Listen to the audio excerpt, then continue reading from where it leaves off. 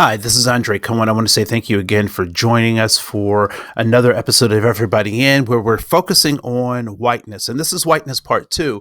But we're going to talk a little bit more about this idea of white identity development. White identity development. And so what we recognize is that those of us who are in nation states that recognize the concept of race, that we all have a racial identity and that has been developed over time.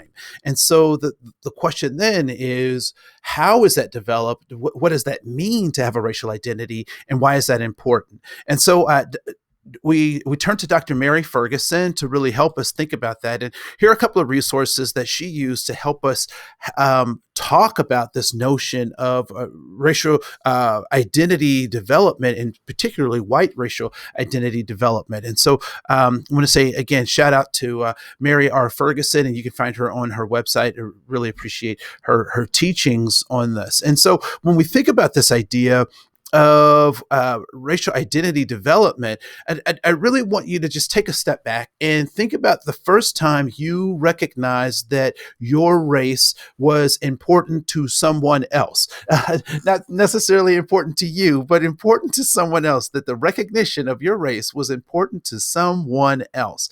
And so what we find is for many people of color, this happens at an earlier stage than it does for our white counterparts. And so it was just in a conversation the other day about Thanksgiving, and how do we have conversations with our white children in ways that don't make them feel afraid or ashamed, which I think that was an interesting question, right? You know, is Santa Claus white? Is Jesus a Middle Eastern man, or is he a Scandinavian, right?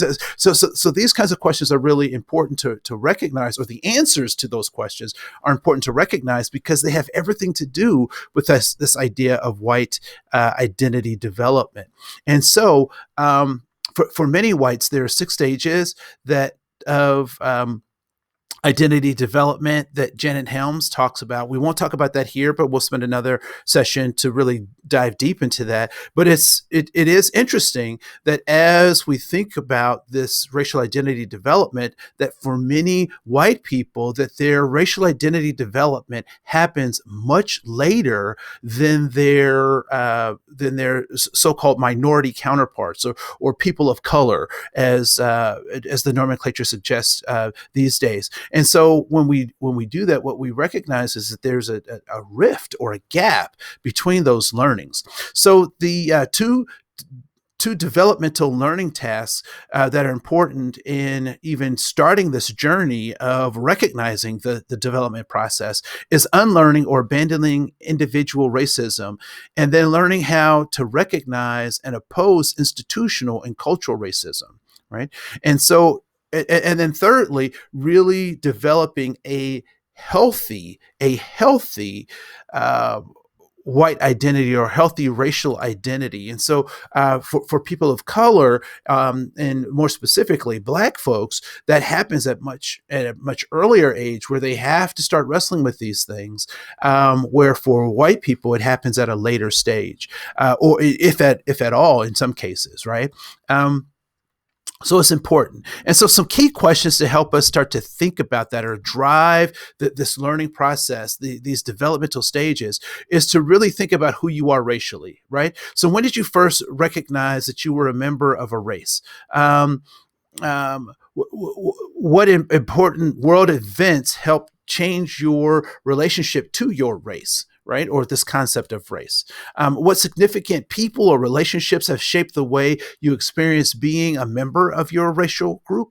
And then lastly, what is your current understanding of what it means to be a member of your group? And so with those, that starts to set the tone for how we start to think about our racialized identity. And this is something that I want you to also remember, is that race isn't something that we gave ourselves. We didn't do this to ourselves. We were born into systems that did that to us, right? So so that's important to remember as we talk about that.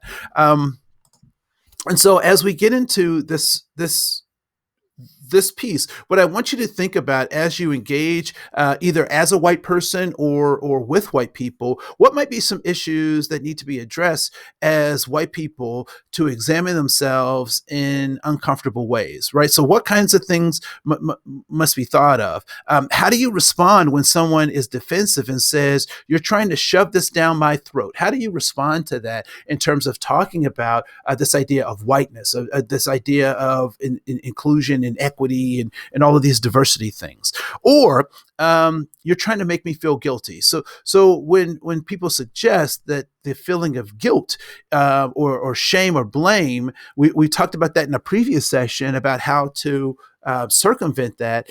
How do you address that? And then how do we talk to Uncle Jack when he's raging against blacks or other minorities? How do we do that as white people, or how do we engage with white people as those things are occurring?